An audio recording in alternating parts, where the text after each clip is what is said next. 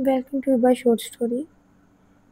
मुकम्मल नावल दिल इसे चाहे, मुसन्फ़ा इकबाल बानो या मुसन्निफ़। So let's read the story. आपने कभी किसी से नफ़रत की है? नहीं, मगर मैंने की है, और राज्य के की है। जी हाँ, मैंने सोनी से नफ़रत की, और बेतहाशा। न जाने मुझे वो क्यों बुरी लगती थी, जो मैं इससे नफ़रत करता था, या फिर वो इस काबिल थी। अब्बा जी और अम्मा की तो वो लाडली थी। वो दोनों जब जी जान से इसे चाहते, और मैं दिलो जान से इसे नफ़रत करता था। पता नहीं क्यों वो मेरी मोहब्बतों में हिस्सा बाँटने के लिए चली गई थी। मैं जो 3 बहनों का इकलौता भाई था, नंबरदार अस्कर अली का अकेला वारिस, इसकी सारी मोहब्बतों का हकदार, इन मोहब्बतों में से सोनी भी अपना हिस्सा बनाने आ गई थी। अब्बा जी कहते, मेरी दिलवाली बहन के जिगर का टोटा है सोनी। अम्मा जी कहती, मेरी बेहिश्ती भई की इकलौती निशानी है, और मेरे लिए वो जान का वबा थी। सुबह स्कूल जाते हुए वो मेरे सामने आ जाए तो लगता जैसे काली बिल्ली रास्ता काटती हो, जबकि वो सुर्ख और सफ़ेद थी, और मेरा सारा दिन ही बुरा गुज़रता। असातिज़ा से डाँट पड़ जाती, या फिर दोस्तों से झगड़ा हो जाता। अगर ऐसा ना होता तो अब्बा जी से ही डाँट पड़ जाती। सोने के आने से पहले कभी ऐसा ना हुआ था कि अब्बा जी और मुझे कुछ कह दें, ये नामुमकिनात में से था। और अब ज़रा-सी भूल-चूक बर्दाश्त न करते। इस रोज़ मैं अब्बाजी की दवाई लाना भूल गया। दवाई भी क्या थी, ज़ुकाम था और गले में खराश थी। सोनी ने ही बताया था। मामा जी, शरबत स्याह पी ले, सब ठीक हो जाएगा। मैं मुल्तान जा रहा था अपने इंटर के इम्तिहानों की फ़ीस जमा कराने, तो अब्बा जी ने मुझसे कहा, मेरी दवा ज़रूर लेते आना। बेहतर, मैंने कहा, और शाम को जब मैं खपखपा कर घर आया तो दवाई लेनी याद ही नहीं रही थी। अब्बा जी ने आते ही पूछा था, मेरी दवाई लाए? अब्बा जी के पूछने पर मुझे याद आया, सॉरी अब्बा जी, भूल गया। सॉरी अब्बा, सॉरी।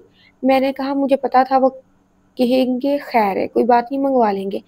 तो ये भी कोई भूलने की चीज़ थी? बाप बीमार है और दवा भूल गया पुत्र, सोनी ने नखुद से कहा। हाँ, ये तो भूलने की शय ना थी।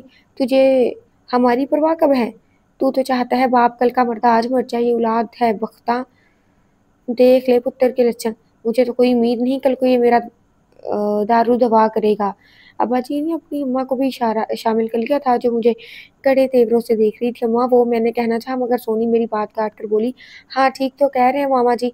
अम्मा गरज कर बोली, तुझे हया नहीं आई? तेरे बाप का गला खराब है, इधर से जुकाम भी है। आज कल काम के दिन दिन है, ठीक होगी, सेहत तो हो जाएगा ना। मगर तुझे तो शहर जाकर मौज मेलों से ही फुर्सत नहीं मिलती। हाँ, आज आखिरी तारीख थी और 3 बजे फीस जमा हुई है मेरी। मैं वहाँ से सीधा लारियट और आखिरी बस पकड़ कर यहाँ अब पहुँचा हूँ।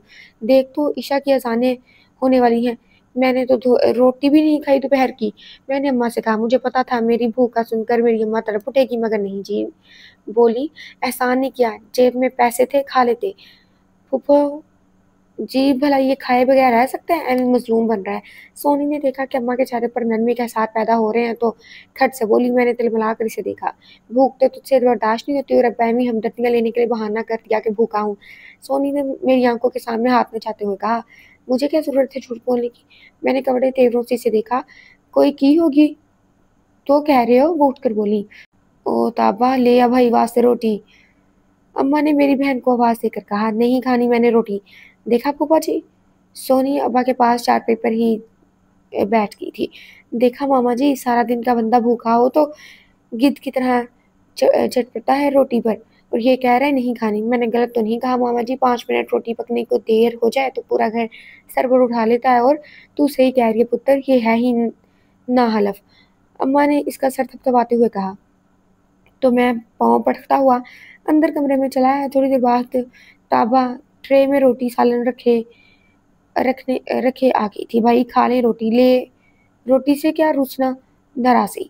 इसमें मेरी किताबें हटाकर मेज़ पर ट्रे रख दी थी। चल मेरा वीर, शाबाश, ताबा ने प्यार से कहा। आखिर ये सोनी कब जाएगी? ले, सोनी ने अब कहाँ जाना है, यहीं रहेगी, ताबा ने कहा। क्यों? नवाला मेरे हाथ में ही रह गया। माँ प्यो मर गए तो यहीं रहना है ना? दादा के भी सारे दुधियाल वाले मर गए हैं क्या?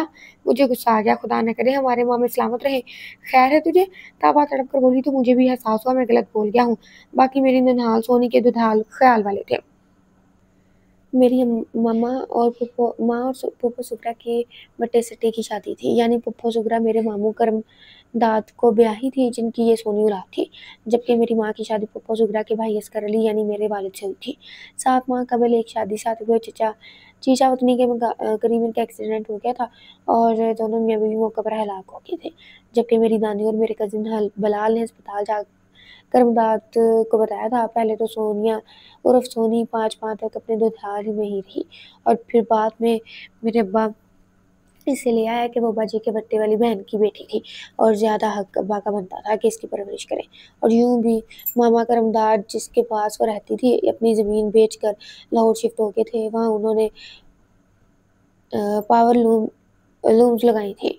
अम्मा जी सोनी को जिस रोज़ लेकर आए थे, अम्मा जी को इस रोज़ भाई, नानी, भतीजा और भावज फिर से याद आ गए और सोनी को गले लगाकर इसने वो बयान किए कि क्या मरने वाले दिन किए गए होंगे। मेरी बड़ी बहनों ने भी सोनी को हाथों हाथ लिया और मुझसे छोटी हलीमा से इसकी अच्छी खासी दोस्ती हो गई थी। मगर पता नहीं क्यों मुझे वो पहली नज़र में ही अच्छी ना लगी थी। छोटे से कद के सुर्ख सफेद रंगत वाली दुबली-पतली सी सोनिया करमदाद अब्बा और अम्मा इसे देख-देख कर जीते। अम्मा इसे अपने साथ बिठा कर खाना खिलाती, अब्बा बाहर से आता तो आते ही पूछता सोनी कहाँ है और वो कहीं न कहीं से निकल आती। मैं यहाँ हूँ मामा जी, और बना हाल हो जाता, इसे लिपटा कर चूम लेता, फिर जो लिफाफा लाया होता इसको इसके हवाले कर देता और वो लिफाफा अम्मा को दे देती, जो सबको चीज़ बाँट कर देती थी। ये और बात थी कि इसमें सोनी का हिस्सा ज़्यादा होता, इससे कबल जो भी चीज़ मिठाई फ्रूट खिलाता था, मुझे हिस्से में ज़्यादा मिलता था। मगर अब मेरी जगह सोनी ने ले ली थी। अपनी कदर कम और सोनी की ज़्यादा होने पर मेरे अंदर इसके लिए कदवत पैदा होना शुरू हो गई थी और ये लाज़मी अमर है, जब लोग आपको चाहें और बाद में आपको इग्नोर करके किसी दूसरे को इस तरह चाहने लगे, तो दिल की दुनिया उलट-पुलट तो हो ही जाती है। जैसे-जैसे अम्मा-अब्बा सोनी को ज़्यादा चाहते, इतना ही मुझे वो बुरी लगती। क्या कभी तो जी चाहता कि इसका गला दबा दूँ। एक तो इसका मुँह हर वक़्त चलता ही रहता, कभी कुछ कभी कुछ कच्ची अम्बियाँ, कैरियाँ, बगैर नमक लगाए दाँतों से काट कर खा रही होती, कभी कच्चे अमरूद खर्च करती, हत्ता के खट्टे आड़ू भी आध पके खा लेती। मुझे इसकी ये हर वक़्त हरदम खाने की आदत जानवरों जैसी लगती कि भैंस गाय के आगे भी अब जब चारा डालें तो खाना शुरू कर देती है, वरना खाली मुँह ही चलाती है, जिसे हम उगाली करना कहते हैं। मुझे यकीन था कि अगर सोनी को कुछ खाने को ना मिलता तो यकीनन खाली मुँह चलाती रहती, यानी भैंसों की तरह उगाली करती।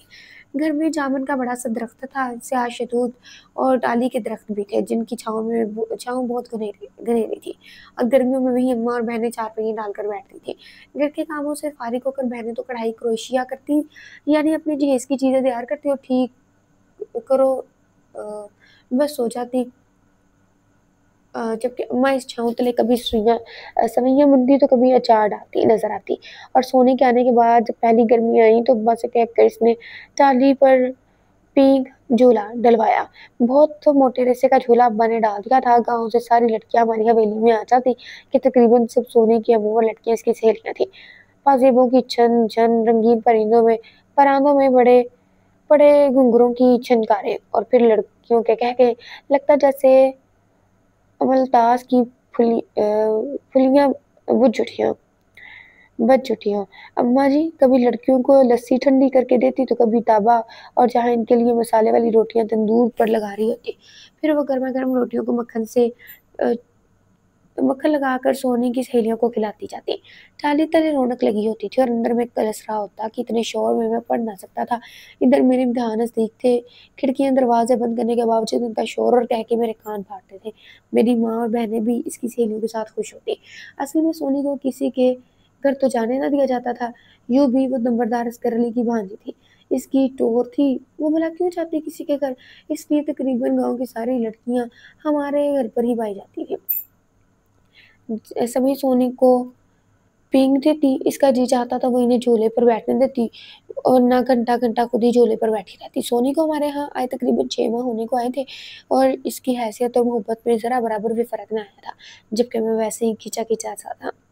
अम्मा के बकौल सोनी तो हमारे घर की रौनक है और ये रौनक मेरी हवेली में हमेशा रहेगी। तो ये मुझे डर था कि कहीं ये सोनी का फंदा मेरे गले में ना फिट कर दिया जाए, इसलिए मैं सबके सामने भी इसको डाँट-डपट कर देता ताकि मेरे वालिदैन कोई ऐसी-वैसी बात सोचने से पहले मेरा रवैया भी देख लें। इस रोज़ मैं कमरे में आया तो वो मेरी उर्दू की किताब पढ़ी थी, मुझे देखकर वो मुस्कुराई मगर मेरी कुर्सी से ना उठी। "तुम यहाँ क्या कर रही हो?" मैं गिर जा। ये कोई इलाका ममनुआ है या हिंदुस्तान का बॉर्डर है? तुम्हारे दिमाग तो खराब नहीं है, यही सवाल खुद से कर लो। तुम्हारी हिम्मत कैसी मेरे कमरे में इतना आ गई? तुमने नाम लिखवाया हुआ है कमरे में सिर्फ अपना? हाँ, मैंने कहा। बल्ले भाई बल्ले, अभी तो तेरा घर नहीं है, ये मेरे मामे का घर है और इसके नाम है मेरा जहाँ कभी चाहे जा सकती हूँ, मगर यहाँ नहीं आ सकती। मैंने लफ्ज़ पर जोर दिया था। क्यों? वो आईब्रो चढ़ा कर बोली। कह जो दिया है, मुझे ये पसंद नहीं है कि तुम मेरे कमरे में आए। फिर तुझे क्या पसंद है वो बता दे। हैं तू तो चुटकी सी और बातें देखो। तुमसे सिर्फ अ, 1.25 साल छोटी हूँ मैं, पता है क्या? मेरे लिए ये इंकिशाफ यहाँ था। तेरा कद तो कुछ ज़्यादा लंबा हो गया तो क्या हुआ? और अगर अब्बा अम्मा ना मरते तो मैं भी 11वीं का इम्तिहान देती। वो तो अल्लाह बख्शे मुझे बहुत पढ़ाना चाहते थे, मगर इसने ठंडी सांस ली। तो अब पढ़ लो, मैंने कहा। मुझे पढ़ाओगे? वो मुस्कुरा कर पूछ रही थी। मुझे क्या ज़रूरत है, मैंने नखुद से कहा। जब तुम मुझे नहीं पढ़ा सकते तो मशवरा क्यों दे रहे हो? तुम अब्बा से कहो, मामे के पहले एहसान थोड़े हैं। जो एक और हो जाए, कॉलेज यहाँ है नहीं, मुल्तान या फिर बहावलपुर जाना पड़ेगा। हॉस्टल में रहाइश ये ठीक है। मैं इसकी बात काट कर बोला, हॉस्टल में रहकर पढ़ना बहुत आसान होगा। मैंने कहा, मैं सब समझती हूँ तेरी चालाकियाँ। वो बोली, इसमें कौन सी चालाकी है? यही कि मैं यहाँ से चली जाऊँ। सोनी की आवाज़ में खनक थी। मगर मेरी मजबूरी है कि मैं यहाँ से नहीं जा सकती। वजह? मैंने कटे तेवरों से इसे देखा। जाहिर है मेरा घर तो है नहीं। मुश्तरका घर जो था वो चाचा करम अ, दाद ने बेच दिया। वो क्यों बेचा मुझे पता है। अच्छा, मैंने अच्छा को खींचा। हाँ ना, हाँ वो चाहते हैं होंगे कि सोनिया हिस्सा ना ले ले। दुनिया बहुत कमीनी है कज़न, अब जबकि मेरे माँ-बाप ना रहे तो मैंने क्या हिस्सा लेना और किसने देना? मुझे यकीन है कि रब मुझे बहुत देगा और लोग देखेंगे। मैंने दिलचस्पी से इसे देखा। और तुम चलोगे? सोने की बकवास फिर शुरू। सही कह रही हो, सही कह रही हो, इसने आईब्रो चढ़ाए।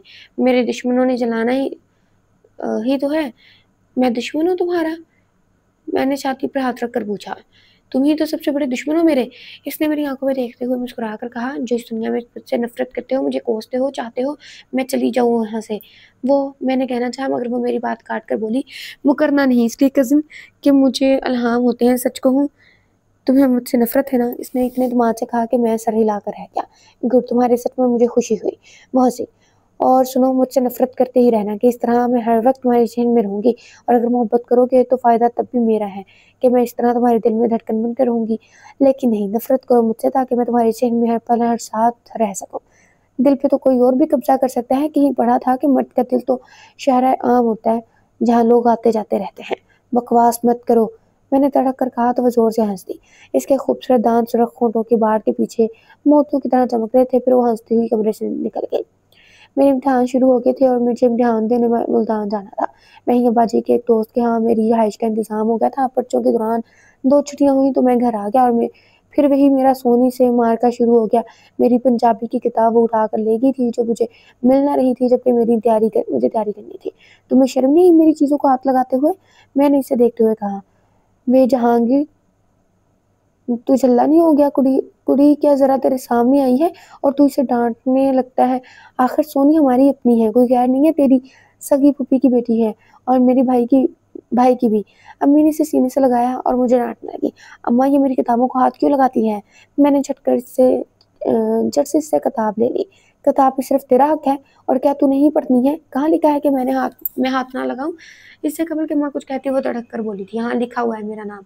मैंने कहा, किताब पर किसी के पढ़ने के लिए होती है, हर किसी के पढ़ने के लिए होती है। मैंने कोई इसके लफ्ज़ नहीं उखेड़ लिए जो मुझे घेरे दोहरे पढ़ने लगे हैं। वापस आइंदा तो मेरी किताबों का हाथ नहीं लगाएगी। वजह? इसने आबरू चढ़ाए। क्या जो दिया? और अगर मैं ना मानूँ तो? वो बोली, तो मैं तुम्हारे हाथ तोड़ दूंगा। वे कल कर खबरदार से तुमने सोनी के हाथ तोड़ने की बात की, आने दे तेरे प्यो बाप को, मैं बताऊंगी। तू हमारी मोहब्बत का नाजायज़ फ़ायदा उठा रहा है। अम्मा ने मुझे अब्बा की धमकी दी, रहने दे पप्पो, मैं खुद ही इससे निपट लूँगी। इसके लहजे में शरारत थी। मैं पाँव पटकता अपने कमरे में आया तो पीछे से वो बोली, मुझे ज़रा हीर वारिस शाह तो समझा देना, मैं आ रही हूँ। मैं दाँत कचकचा कर रह गया और थोड़ी देर बाद वो जग में सरवाई लिए आ गई थी। बादाम, खशखाश वगैरह कूट कर मेरी बहनें गर्मियों में ये मशरूब मेरे और अब्बा के लिए बनाती थी, बल्कि देहातों में ख़वातीन सुबह-सुबह और दोपहर को ज़रूर मर्दों के लिए बनाती हैं। ले भी सरदाई है, पी तेरा पारा ज़रा नीचे उतरे, ठंडी ठार है सरदाई। आखिर तुम चाहती क्या हो? क्या पूछ लिया तुमने? अगर मैं अपनी चाहते बता दूँ तो तुम पागल हो जाओगे। वो गिलास में सरदाई उंडेलते हुए बोली, क्या मतलब है? मैं हैरान था। तुम सरदाई पियो और जियो। दिमाग ठंडा करो और मुझे ज़रा वारिश वारिस शाह के इस शेर का मतलब तो समझाओ। ओके, ये शेर है जो कि मैं नहीं पढ़ी। लाहौल वलाकुफ़। मैंने कहा, क्यों शैतान आ गया? वो नहीं, कुछ नहीं, जाओ। मैं धाड़ा, मुझे बताओ आखिर डोली चढ़ते हीर ने चीखें क्यों मारी? शादी तो खुशी का नाम है। सोनी, अल्लाह का वास्ता मुझे तन्हा छोड़ दे। मैंने हाथ जोड़ दिए थे। जी, इसके लहजे और आंखों में शरारत ही शरारत थी। हाँ, मैंने बालों में उंगलियां फेरी। तुम अकेले होगे तो डरोगे, मैं नहीं डरूंगा। सोच लो। वो मैं इसको नाखून से बचाने लगी। सोच लिया है, तुम चली जाओ, मुझे तुमसे नफरत है, समझी तुम? मैं चला पड़ा तो मैंने देखा इसके चेहरे पर साया सा लहराया है, मगर मैं बोलेगा, I hate you. Thanks Jahangir. वो धीमे से मुस्कुराई थी। But I love you very much. इसने मेरी आंखों में देखते हुए कहा और फिर हंसते मामूल मुस्कुराती हुई आंखें मींच ली जैसे आंसू रोक रही हो। फिर एकदम पलटी और कमरे से निकल गई और मुझे पता नहीं क्यों लगा जैसे मेरे अंदर से कोई चीज़ निकलकर फिजा में तहलील हो गई हो। मैं तवील सांस लेकर पढ़ाई में जुट गया। सोहनी से की ज्यादती मैं भूल गया। अगले रोज शाम को मैं मकान आ गया कि दूसरे रोज मेरा पेपर भी था।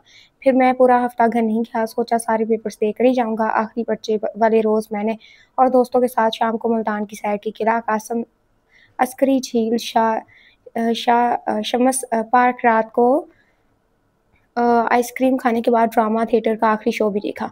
मैंने सोच लिया था कि आगे अब मैं शहर में ही पढ़ूंगा। अब भला प्राइवेट भी कोई पढ़ाई होती है? अपने आप ही पढ़ते रहो, घर वालों की छुट्टियां भी खाओ और शाम को खुले आसमान तले चारपाई पर पड़े तारे गिनते हुए नींद का इंतजार करते रहो। भला ये भी कोई ज़िंदगी है? ज़िंदगी तो शहर के लोगों की है, ज़िंदगी तो शहरी जीते हैं।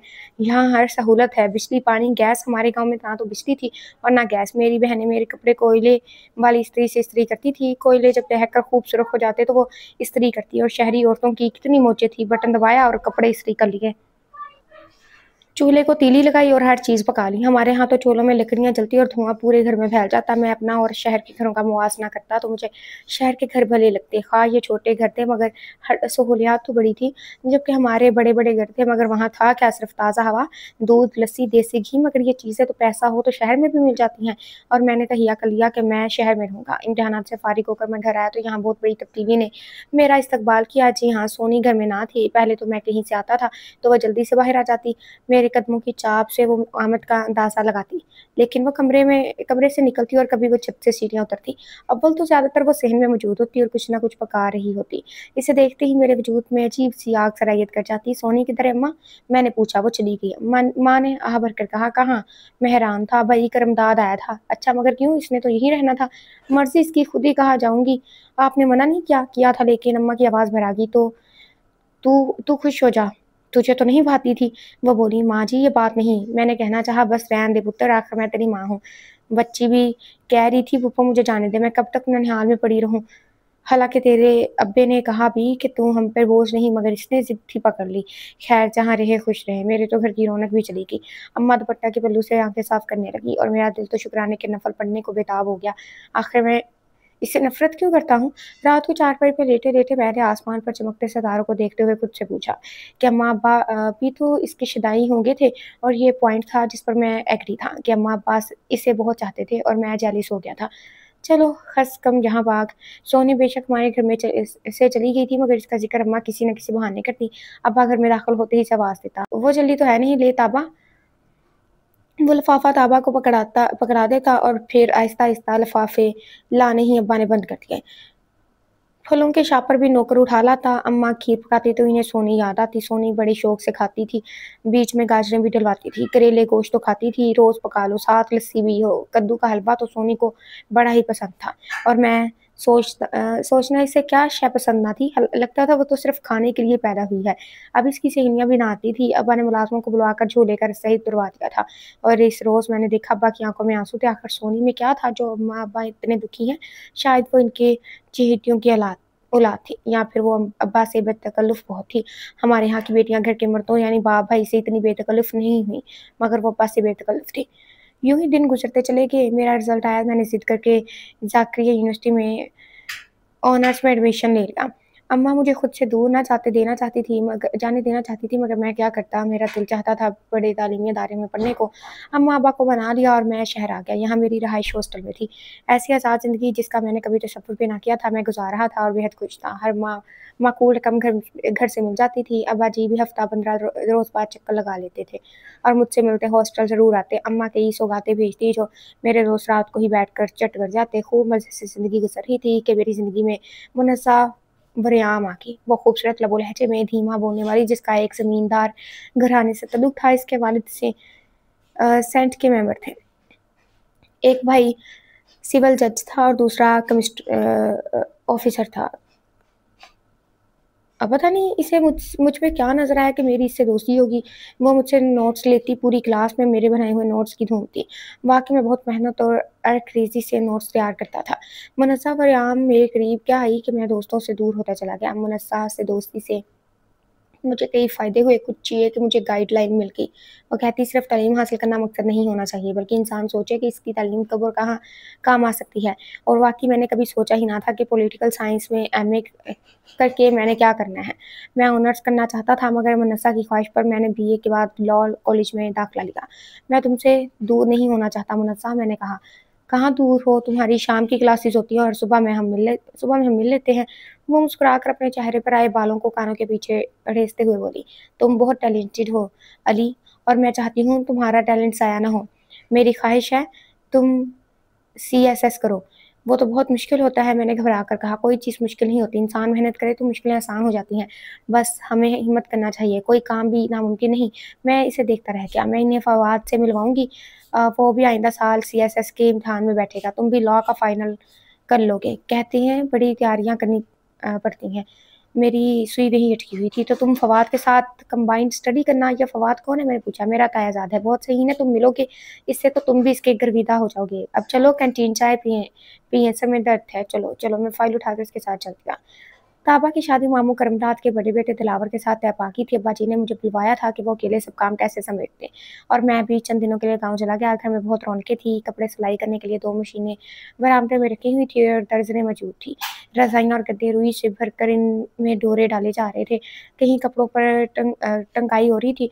घर में एक हलचल सी थी। ताबा भी सर झुकाए काम में मसरूफ़ रहती। मेरा दिल चाहता मैं इससे पूछूँ वो खुश तो है, मगर कैसे पूछता? हमारे यहाँ कब बेटियों से इनकी मर्ज़ी पूछी जाती है या इनकी खुशी-गमी देखी जाती है? बड़ों के फ़ैसले लड़कियों को मानने पड़ते हैं। यहाँ आकर मुझे मुनस्सा बहुत याद आती। लगता है हर वक़्त दिल में धड़कती रहती है। हमारे यहाँ फ़ोन भी ना था कि मैं खड़का देता, मैं दिल महसूस कर रह जाता। इस रोज़ मैं अम्मा से कोई चीज़ लेने आया तो वो ताबा से कह रही थी, सोनी को देखो नहीं आई कि इम्तिहान है तेरी, शादी में तो शिरकत कर लेती, इम्तिहानों का क्या है, फिर दे लेती।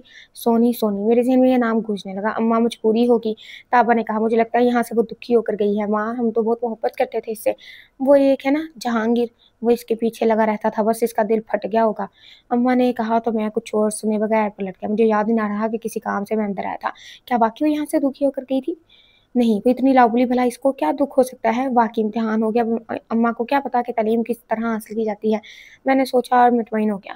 तापा भी आकर लाहौर चली गई और मैं वापस मुल्तान आ गया। मुनज़्ज़ा से मिलने को दिल इतना बेताब था कि सुबह 7 बजे मैं यूनिवर्सिटी में मौजूद था और वो 9 बजे के पॉइंट से आई थी। वो बस से उतरी तो मैं तेज़ी से आगे बढ़ा और वारफ़ितगी से वारफ़ितगी से बोला, "हेलो, हेलो।" लगता है आज रात से बस स्टॉप पर थे। वो मेरी कैफ़ियत को एन्जॉय करते हुए बोली, "अब ऐसी भी बात नहीं।" मैं न जाने क्यों शर्मिंदा हो गया। "होगी शादी खैरियत से?" वो बात बदल कर मुझे शर्मिंदगी से निकाल आई। "हाँ, ताबा लाहौर भी चली गई।" मैंने बताया। "कहीं तुम्हें भी अटकाया गया?" वो पूछ रही थी। "क्या मतलब? अक्सर होता है ना," मुनस्सा ने कहा। तो मैं जल्दी से बोला, "ऐसा जो भी होगा वो मेरी मर्ज़ी से होगा। मेरे घर वाले मुझ पर अपनी मर्ज़ी नहीं थोप सकते।" मैंने वसौक से कहा, "अच्छी बात है।" वो हौले से बोली, "इस रोज़ हमने बहुत बातें की जिसमें ज़्यादातर मेरे मुस्तकबिल के लिए ही बातें थी, और इसी रोज़ मैंने तय किया कि बल्कि ये मुनस्सा की ख़्वाहिश थी, जहांगीर तुम्हें पुलिस ग्रुप में जाना चाहिए। हमारी पुलिस को सीधा करने के लिए ईमानदार ऑफ़िसर इनकी ज़रूरत है।" "मैं ईमानदार हूँ?" मैंने पूछा। "अगर नहीं हो तो बन जाओ," शरारत से बोली। "मुझे पता है तुम बहुत ईमानदार हो। ऐसे ही लोगों की हर महकमा में ज़रूरत है, और ख़ुसूसन पुलिस के महकमे में तो।" वो कुछ ऐसी दलीलों से बात करती थी कि मुझे फ़ौरन इसकी बात समझ में आ जाती और फिर वो जो चाहती है इस काम पर दिलो-जान से राज़ी हो जाता। वो मेरे दिल के समुद्र में चढ़ी इन नदी की मानिंद उतरती चली गई थी। मुझे नहीं पता कि मैं भी इसके दिल में था या नहीं। सीएसएस की कामयाबी पर अब्बा बहुत खुश थे और मैं भी। मेरा पुलिस ग्रुप आया था, मुनस्सा को मैंने फ़ोन पर इत्तला दी और मिलने की ख्वाहिश का इज़हार भी किया। मुझे अफ़सोस था कि इसका कज़न फ़वाद इम्तिहान में रह गया था। वो मेरी कामयाबी पर बहुत खुश थी। निखरी-निखरी सी मुनस्सा ग़ुयाम मेरे करीब बैठी थी और मेरा दिल चाह रहा था एक लम्हा की देर किए बगैर इसे अपना लूँ। अब तुम ट्रेनिंग के लिए चले जाओगे? वो बोली। हाँ, मैंने सर हिलाया। पता नहीं तुमसे मुलाकात हो या ना? नहीं, मुनस्सा ने कहा, अब मैं लाहौर में ही हूँगा। यूँ भी अब्बा ने मोबाइल ले दिया है, फ़ोन पर बात होती रहेगी। अली, मुझे तुम्हारी कामयाबी पर बहुत खुशी है। सच? मैंने इसकी खूबसूरत सरापे को देखा। बिल्कुल सच। वो मुस्कुराई। फवाद रह गया। मैंने कहना चाहा तो वो मेरी बात काट कर बोली, इसे छोड़ो, इसके पास कई चॉइस हैं। यूँ भी वो बाहर जा रहा है। ग्रीन कार्ड इसके पास है, चाहे तो यहाँ भी बिज़नेस कर सकता है। बहुत बड़ा बिज़नेस है फर्टिलाइज़र का। अच्छा, अच्छा, मैंने सर हिलाया। परेशानी तो दरमियाने तबके के लिए होती है कि वो क्या करे। बस जहांगीर, अपने दायरे से मुखलिस रहना। यूँ भी इंसान जहाँ से रिज़्क कमाए वहाँ से मुखलिस हो। यकीनन। मैंने सर हिलाया। और ये लो, इसने एक लिफ़ाफ़ा मेरी तरफ बढ़ाया। ये क्या है? मैंने हैरत से इसे देखा। देख लो, देख लो। इसने मुँह फेर लिया और फिर लिफ़ाफ़े में से कार्ड निकालते हुए मुझे लगा जैसे मैं शोलों की ज़द में आ गया हूँ। तुम्हारी शादी फ़वाद से? हैरानी से मेरे लहजे में थी। ये मेरे घरवालों का फ़ैसला है अली। तुम राज़ी हो? मैंने पूछा। हाँ, राज़ी होना ही पड़ता है। वो आहिस्ता से बोली, तुम दिल दुखी मत करना अली। और जो किसी ने कहा है, यहाँ किसी को हस्बे आरज़ू ना मिला, किसी को हम ना मिले और हमको तू ना मिला।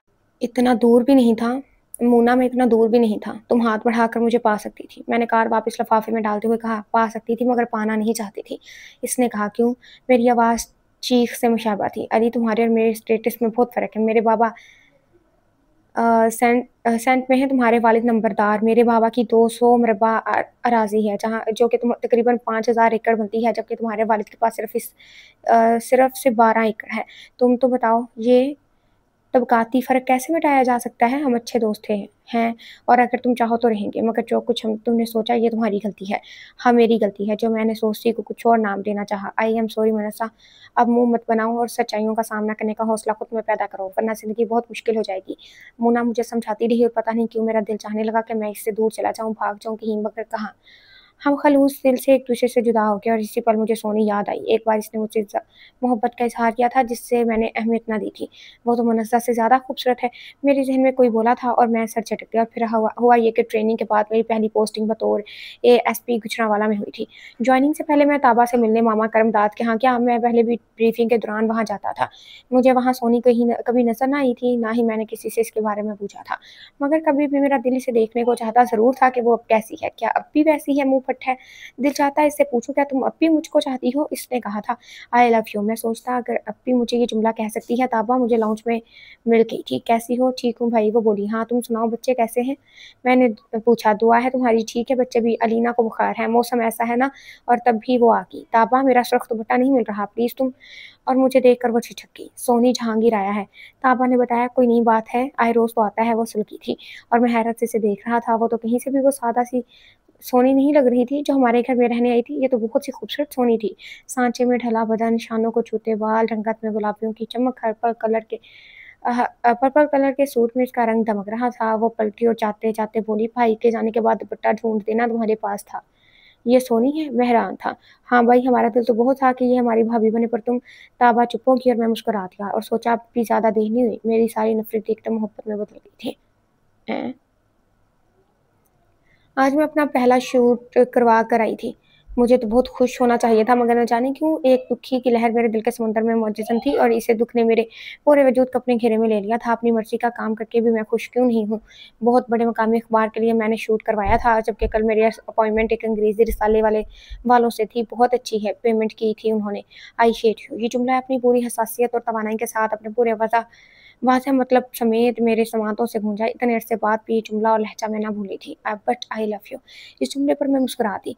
बिन्नत नरम-नरम सी फुहार थी जो इसके चलते-चलते वजूद पर पड़ी थी। हाँ, तुमने मुझसे नफ़रत की है जहांगीर अली, लेकिन मैंने तुमसे मोहब्बत की है। मैंने यानी सोनी करमदाद ने तुम्हें दिल की अमीक गहराइयों से तुम्हें चाहा है, तुम्हें पूछने की हद तक तुम्हें सोचा, मेरी यादों के आसमान पर तुम मसल चाँद जगमगाते हो, फिर भी हाँ, फिर भी तुमने मुझसे नफ़रत की। अरे क्या मेरा लहज़ा तुम्हें नहीं बताता था कि मैं तुम्हें चाहती हूँ? मेरे अंदाज़, मेरी बातों ने कभी तुम्हें मेरी मोहब्बत से आशना ना किया, या तुम मेरे अंदाज़ ही ना समझे, या जानकर अनजान बने रहे? मुझे नहीं पता कि मैं कब इसे चाहने लगी थी। शायद इस दिन से जब मेरी खाला मरियम ने अपने बेटे से हक़ नवाज़ के लिए मेरा रिश्ता माँगा था, जब मैंने 7वीं क्लास में थी। नहीं मैंने तो शुरू ही से सोच रखा है सोनी भाई असगर अली की नो होगी बहू। अच्छा मुझे तो नहीं बताया। ये तो जब पैदा हुई थी तो हमने तय किया था जहांगीर हमारा इकलौता भतीजा है, मुझे एतराज़ है। मुझे तो कोई एतराज़ नहीं आमना, मुझे तो जहांगीर हक नवाज़ से भी प्यारा है, आखिर हमारा भतीजा है। अ, जहांगीर हक नवाज़ ये दोनों नाम मेरे दिल के तराजू में पड़े थे और जहांगीर वाला पलड़ा यहाँ भारी था। मैंने जहांगीर को अरसा पहले देखा था, वो क्या था, क्या करता था मुझे इल्म नहीं, मगर मेरे दिल का मुकीन बन गया था। वो जो मुनीर नियाज़ी ने कहा था, मीर उसको मोहब्बत कहाँ है लोगों ने कि ख़ून की तरह रगों में उतर गया है कोई। कच्ची उम्र के ख्वाब बड़े सुहाने होते हैं।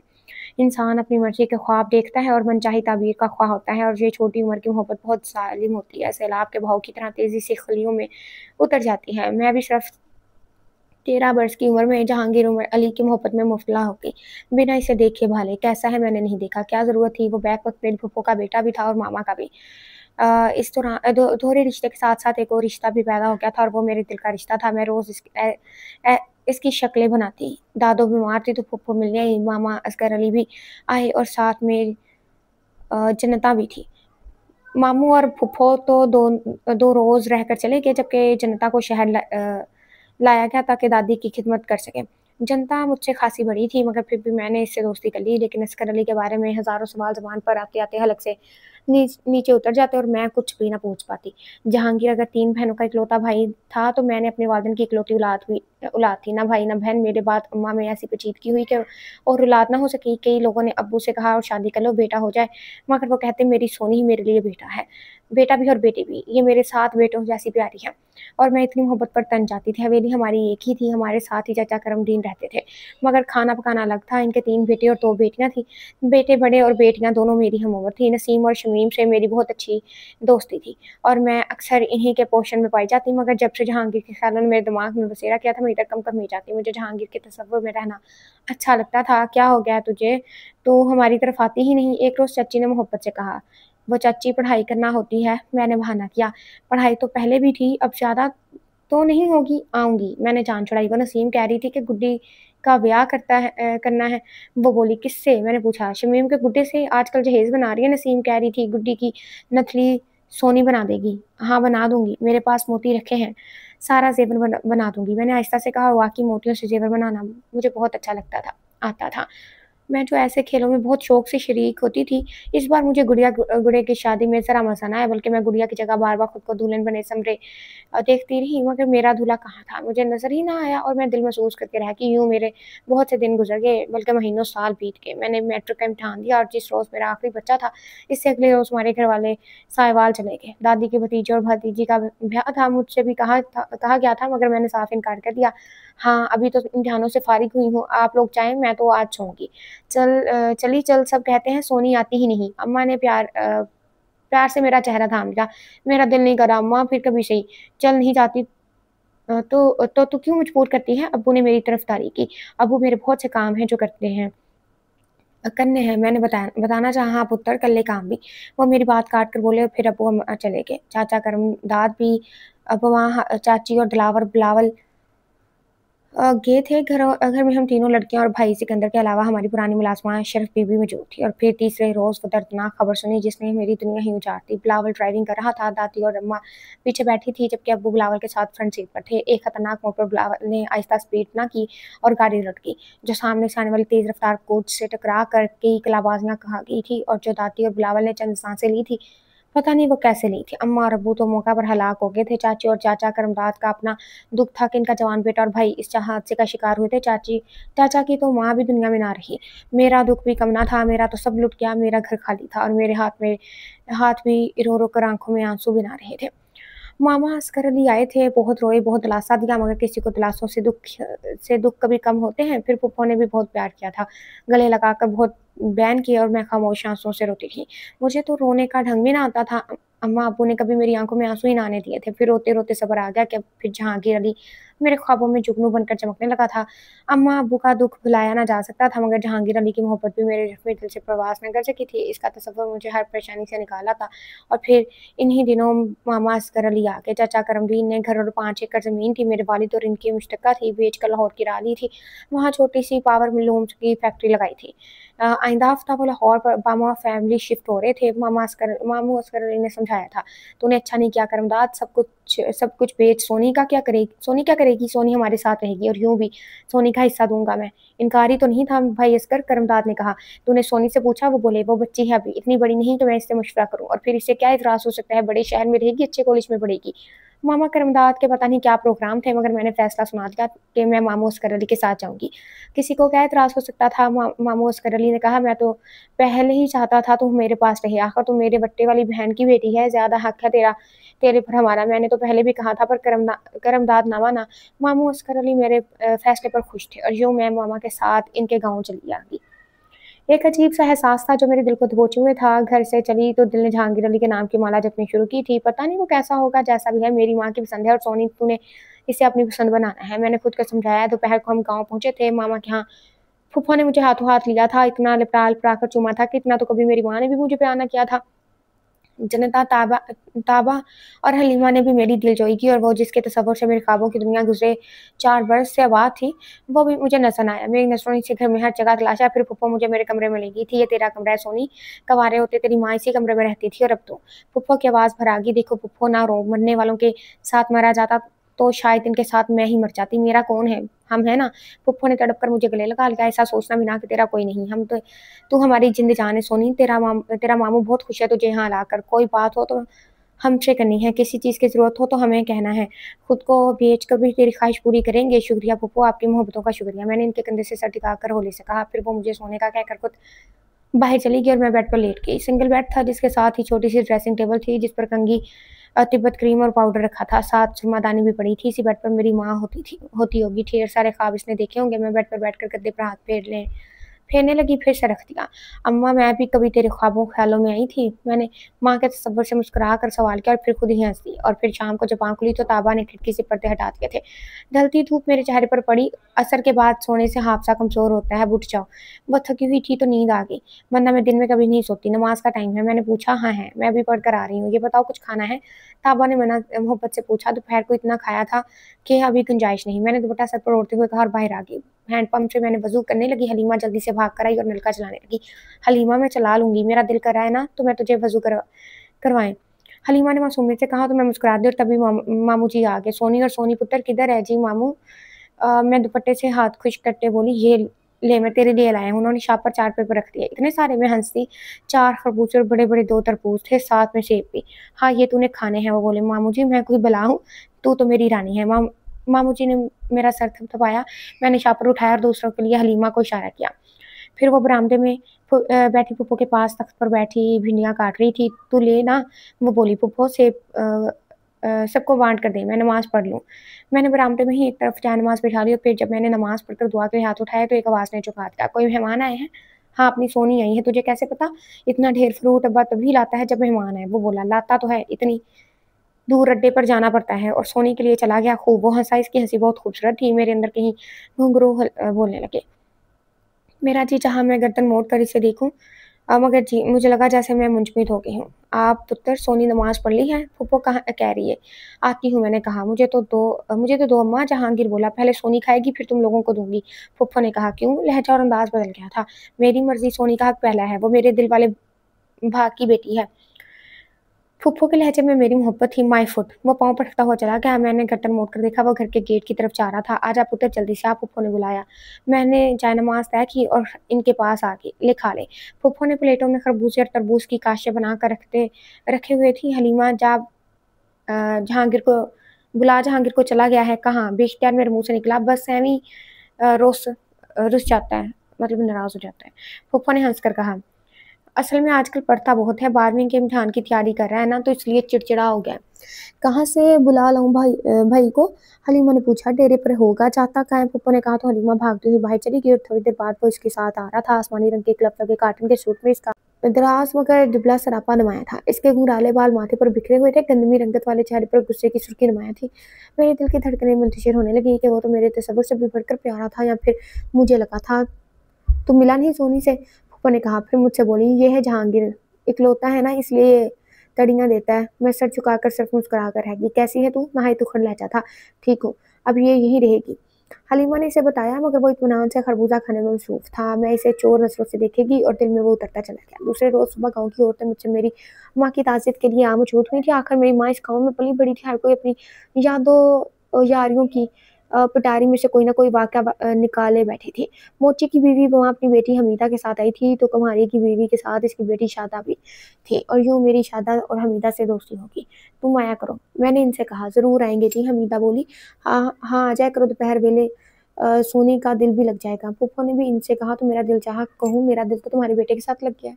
फूफो, अब किसी की ज़रूरत नहीं। यूँ आप ही मुस्कुराहट मेरे लबों की मेहमान बनी हुई थी। मैंने महसूस किया कि जहांगीर मुझे देखता है तो इसके माथे पर बल पड़ जाते हैं, जबकि मेरे तो चार आंसू फूल खिल उठे थे। वो डेरे पर बैठकर पढ़ता था, वहाँ इसका अलग कमरा था। मैंने भी मामा जी से डेरे पर ये जाने की इजाज़त ली थी कि वहाँ आम और अमरूद के दरख्त थे, और इन दोनों आड़ू का मौसम था और आमों पर बोर लग रहा था। आड़ू कच्चे थे और मैं वही कच्चे आड़ू तोड़कर खाती। जहांगीर खिड़की से देखा तो गुस्से से कहता, घर दफा हो जाओ, शर्म नहीं आई? नौकर वगैरह फिरते हैं यहाँ से। वो बाज़ार तो हलीमा से कहता, वही मेरे साथ आती थी, मगर मुझे पता था इसकी मुखातिब मैं हूँ और मुझे बराह रास्त मुखातिब ना करता। फिर मामा से ज़िद करके मैंने झूला डलवाया। यूँ घर में रौनक हो गई थी। भरी दोपहर में झूला झूलने का अपना ही मज़ा। मुझे जहांगीर को छेड़ने में मज़ा आता था। इसके हर बात को मैं उलट कर देती और वो तिलमिला जाता था। मामू जी और फूफो मुझे बहुत चाहते और मेरी तरफदारी करते थे। उन्होंने अपनी औलाद को भी पस्त-पुश्त डाल दिया था। यूँ ही पूरे 6 माह गुज़र गए थे। जहांगीर के इम्तिहान हो रहे थे और वो इम्तिहान गया हुआ था। मैं हर नमाज़ के बाद इसकी कामयाबी की दुआ करती थी, और इस रोज़ वो बात होगी जिसका मुझे भी ख़्याल भी ना आ सकता था। मैंने तो सिर्फ़ इससे ही वारिस शाह की एक कता की तशरीह पूछी थी, और वो बुरी तरह दहाड़ा था। मुझे तुमसे नफ़रत है, I hate you, I hate you. मुझे लगा था ज़मीन और आसमान घूम रहे होंगे।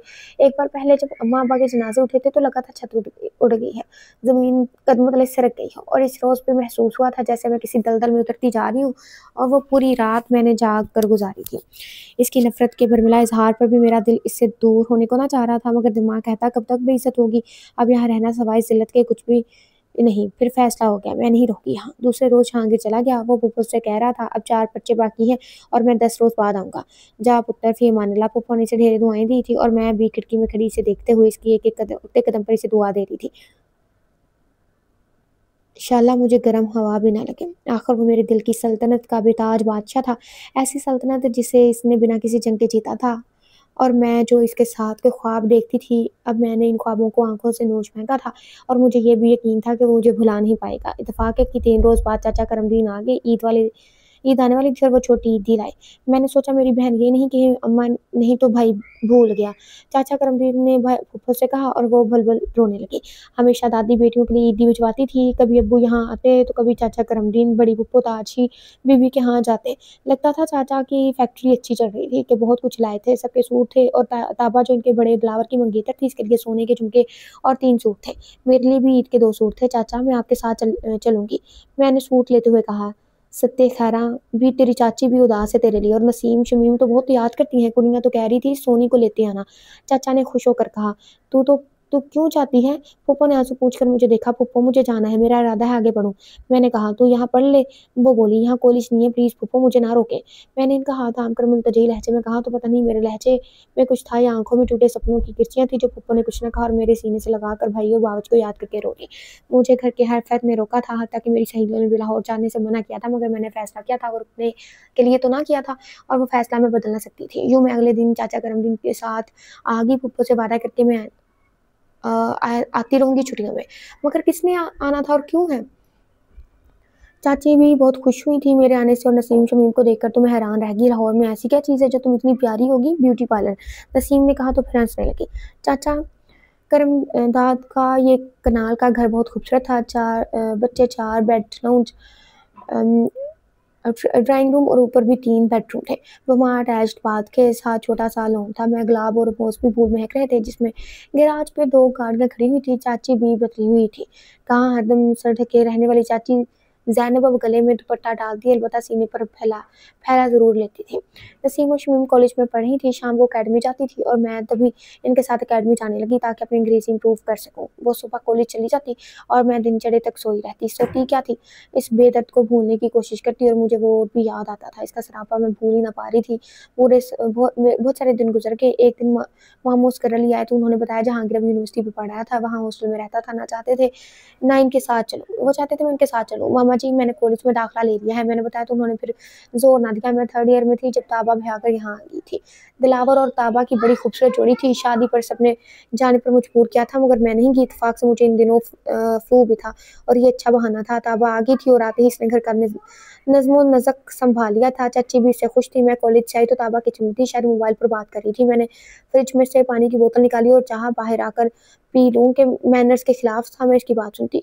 अरे सोनी जहांगीर से बात मगर मैं बाहर निकल गई, जैसे इसकी बात ही ना सुनी हो। जहांगीर के नाम पर अब मेरी हार्ट बीट मिस हो जाती थी। मैं क्या करती, ये दिल इसके खिलाफ होता ही नहीं था। मैं लाउंज में आ बैठी, ताबा मेरे लिए खाना ले आई, खाना खा लो, भूख तो बहुत लगी है। मैं सीढ़ी होकर बैठ गई, मुझे पता है सुबह भी तूने कुछ नहीं खाया था सोनी, तू खाया कर। वो मोहब्बत से बोली, खाती तो हूँ, रच के खाया कर, पेट पे बांध लूँ। मैं हंस दी, क्या पकाया है? बिरयानी और शामी कबाब। गुड भाभी हो तो तेरे जैसी। फिर क्या हो? मैंने इसे देखा, हम बहनों को अम्मा ने कहा था सोनी को इस तरह ख्याल रखना जैसे बहनों का रखते हैं।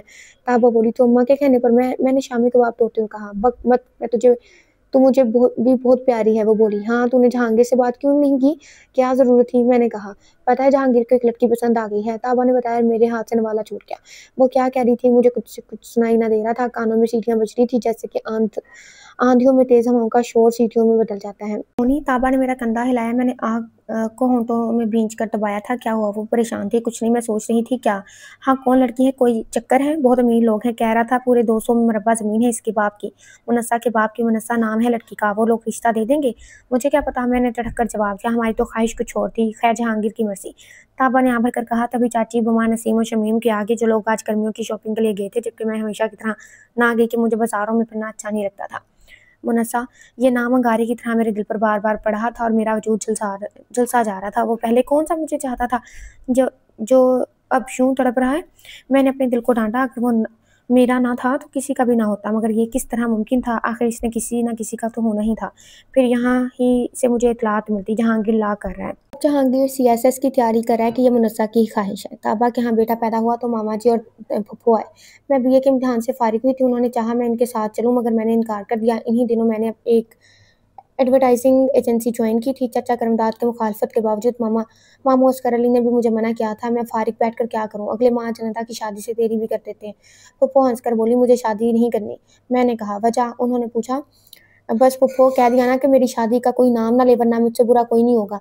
मैं उठकर किचन में आई, यहाँ भी इनकी आवाज़ें आ रही थी। ये कुड़ी को क्या हो गया है? फुफ्फो ने हैरत से पूछा। पता नहीं। चाची ज़ैनब खुद हैरान थी। कोई साया तो नहीं हो गया? खूबसूरत भी तो बहुत है, कोई असीब चिमट गया हो। फुफ्फो ने फिर राय दी, मुझे किसी और ने क्या चिमटना, मुझे तो जहांगीर नामी असीब अरसा हुआ चिमटा हुआ है। मैंने खुद से कहा और फिर ऊपर पर अपने कमरे में चली गई। मेरी जॉब भी जारी थी। पुरकशिश जॉब के साथ-साथ मुझे नई मॉडल्स को देखने में मज़ा आता। जब शूट के दौरान इन्हें डाँट पड़ती और वो कहती, प्लीज़ सर सॉरी, अब नहीं रीटेक होगा। मैं हँस देती कि खुद को तोप समझने वाली ये मॉडल्स यहाँ कैसे कैमरामैन के सामने गिड़गिड़ाने लगती थी। और फिर इन्हीं दिनों में जहांगीर में भी ट्रेनिंग के सिलसिले में लाहौर अकेडमी आ गया तो आए रोज़ ही हमारे घर आ जाता। मुझे अजीब-सी टेंशन हुई कि आखिर वो यहाँ क्यों आता है मेरा इससे सामना ना होता। मैं घर में भी होती तो इसके सामने ना जाती, मगर जब वो जाने लगता तो खिड़की के पर्दों के पीछे से इसे देखना ना भूलती। पता नहीं क्यों मैं इससे नफ़रत ना कर पा रही थी। शायद मेरी मोहब्बत की जड़ें बहुत गहरी थी जो दिल की ज़मीन से निकल ही नहीं पा रही थी। और आज मुझे पता नहीं था कि वो लाउंज में मौजूद है, वरना मैं कभी भी वहाँ ना जाती। यूँ भी मैं कल से अपसेट थी। शूट मैंने करवा लिए थे, मगर मेरे अंदर अजीब-सी बेचैनी ने घर कर लिया था। अब भी अंग्रेज़ी महानामा के लिए शूट करवाना था कि फ़ोन इमरान अ, गोरीजा के आ चुके थे। आखिर उठते ही बनी और मेरा जहांगीर से सामना हो गया। ऐसा मैंने कभी भी ना चाहा था। वो अभी यही शूट मौजूद था कि मैं शूट पर चली गई। हालाँकि मॉडल बनना मेरा शौक ना था। वो तो कल जाना आई तो मेरा अ, इमरान को रीचा ने अखबार के लिए मुझे तैयार कर लिया। सुनो सोनिया, तुम इन मॉडल से ज़्यादा खूबसूरत हो, मुझे पता है, मैंने कहा। फिर आ जाओ मैदान में, वो बोला। सब भाग जाएंगी, मैं हंसी। भाग जाएं, इन थके हुए चेहरे से तो जान छूटे, इमरान ने कहा। और फिर मजाक में शूट हो गया और बहुत अच्छा हुआ। तुम कल शेयर मैगजीन के लिए भी शूट करवाओ, ये लो चेक है। इमरान ने मुझे 1.5 लाख का चेक थमा दिया था और मैंने इन्हें मजाक में ये पेशकश कबूल कर ली थी। दरवाज़ा जोर से खुला था और जहांगीर अली लाउंज में दाखिल हुआ था। वो सोफे पर बैठी चाय पी रही थी। सामने ही टीवी चल रहा था। सब घराने की KFC गए हुए थे। ये क्या बदतमीजी है, सोनिया ने इसे घूरा। ये बदतमीजी है तो ये क्या है? इसने अखबार मेरे मुंह पर दे मारा। ओह, वो मुस्कुराई। आज ही तो अखबार के संडे मैगजीन में इसकी ताज़ा अदा वाली तस्वीर छपी थी। चाचा करमदार ने कुछ न कहा था। दिलावर और सिकंदर भी इसकी तस्वीर में देखकर खुश हुए थे। नए नए मॉडर्न हुए थे, सब खुश थे, तो जहांगीर क्यों तड़पा? ये तो तस्वीरें हैं, क्या पसंद नहीं आई? सोनी ने मुस्कुरा कर इसे देखा। चाय का कप मेज पर रख दिया। तुम्हें शर्म नहीं आई अखबार में तस्वीरें छपवाते? वो बोला। रोज सैकड़ों लोगों की तस्वीरें छपती हैं, इनसे पूछो इन्हें शर्म आती है? इसने कहा। सोनी, तुमने ये राह क्यों अपनाई, क्यों? वो सोनी को बाजू से थाम कर बोला। दिल चाहा मेरा, आखिर अच्छे घरानों की लड़कियां। सोनिया ने कहना चाहा। तुम बहुत अच्छे घराने की हो। आई समझ, वो 2 नंबर लोग हैं जो अच्छे घराने के बने फिरते हैं। इनकी रूट्स नहीं है। जो लड़कियां अच्छे घराने की मॉडल्स बनती हैं, इनकी माएँ अच्छे घरानों की नहीं होती। सोनी, तुम्हारी तो माँ भी अच्छी थी बहुत, और तुम्हारा बाप भी खानदानी था। बेशक बहुत अमीर नहीं थे, फिर तुमने ये सब क्यों किया? जहांगीर पूछ रहा था और सोनी के पास इसके सवाल का कोई जवाब न था। इसकी आंखें डुबडुबाने लगी। सोनी, अभी तुम बहुत दूर नहीं गई, लौट आओ, वो इसके पास ही बैठ गया। किसके लिए? आहिस्ता से बोली। मेरे लिए। मगर तुमने मुझसे नफरत करते हो। सोनी ने इसकी आंखों में देखा। But you love me. Jahangir ने मुस्कुरा कर से देखा। जी नहीं। इसने लब कुचले। झूठ नहीं चलेगा। वो हंसा। वो पुरानी बात है, इसने नजरें चुराई। इतनी भी पुरानी नहीं, मुझे तो लगता है जैसे कल की बात हो। जहांगीर ने कहा। मगर मोहब्बत और नफरत साथ कैसे रह सकते हैं? इसने पूछा। मोहब्बत दिल में रहेगी और नफरत दिमाग में, और तुम दोनों जगह होगी। फायदा ही फायदा है ना? जी नहीं। मैं इसके समझ में नहीं आ रहा था कि क्या बोले। बोलो बोलो। वो हंसा। मनस्सा को कहाँ रखोगे? अरे, ये रिपोर्ट भी तुम तक आ गई? वो मसनूई हैरत से बोला। जी जनाब। इसने सोनी का हाथ थाम लिया। मुनस्सा कहीं भी नहीं है, ना दिल में ना दिमाग में, बस मासी के चंद दिनों में साथ साथ रही है, और फिर मासी भुलाने के लिए ही तो होता है। और अब पता चला कि तुम मेरी खैर खबर रखती हो। जहांगीर के लहजे में वारफत की थी। अपनी चीज़ें कहीं भी हो, इनकी खबरगिरी करना ही पड़ती है। इसने नहायत सच्चाई से इतराफ़ किया था। तो अब अपनी चीज़ को अपने पास और संभाल कर रखिए। वो बोला। मजबूत रस्सा बनवाना पड़ेगा। सोनी ने हंसकर कहा। शायद। जहांगीर ने सर हिलाया। वो पींग वाला रस्सा मामू जी से ले लो, ताकि तुम तड़वा ना सको। सोनी ने हंसकर कहा। तो वो भी हंस दिया और सोनी ने इसके कंधे से सर टिका दिया और सोचने लगी। सबसे पहले तो अंग्रेजी मैगजीन वालों को चेक वापस करूंगी और इन्हें मना कर दूंगी फोटो ना छापे। फिर नौकरी से रिजाइन करूंगी और फिर अब्बा जी फूफू जी का इंतजार करूंगी कि कब वो मुझे लेने आते हैं। क्या सोच रही हो? जहांगीर ने इसे सोचों से निकाला। सोच रही हूँ तुम्हारा साथ कैसा होगा। वो हौले से बोली। बहुत अच्छा इंशाल्लाह। जहांगीर ने इसे अपने बाजू के घेरे में ले लिया और वो न जाने क्यों एकदम रोती थी। खत्म।